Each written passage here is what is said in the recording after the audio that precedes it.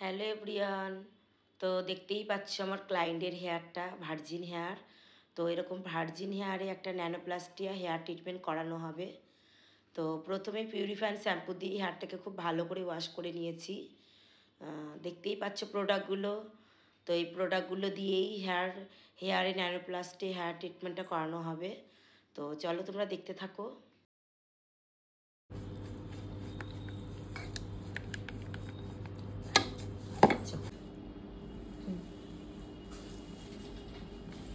খুব অল্প অল্প করে সেকশান করে নিতে হবে। হেয়ারে সেকশান করে তোমার 1/2 ইঞ্চি ছেড়ে লাগাতে হবে, ক্রিমটা অ্যাপ্লাই করতে হবে।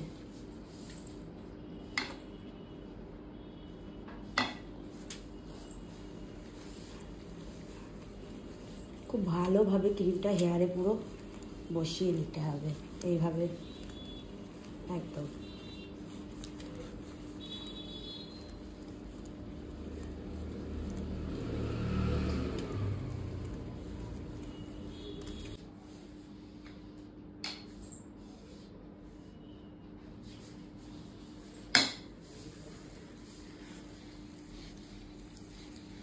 তো এইভাবে পুরো হেয়ারটায় ক্রিমটা খুব ভালো করে বসিয়ে নিতে হবে।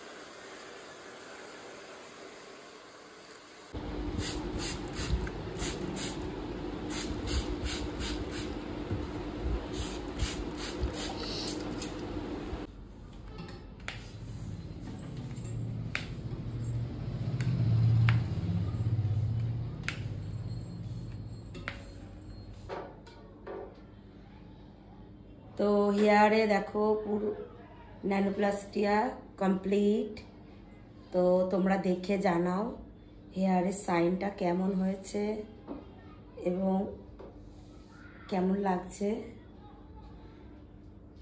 তো তোমাদের যাদের ড্রাই ড্যামেজ হেয়ার খুবই কম, তারা যারা হেয়ার স্ট্রেটনিং স্মুথনিং করাতে চাও না, তো তাদের জন্য হেয়ারের এই ট্রিটমেন্টটা খুবই ভালো।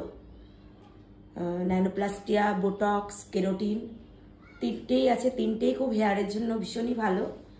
এটা হচ্ছে হেয়ার ট্রিটমেন্ট প্রোডাক্ট একটা।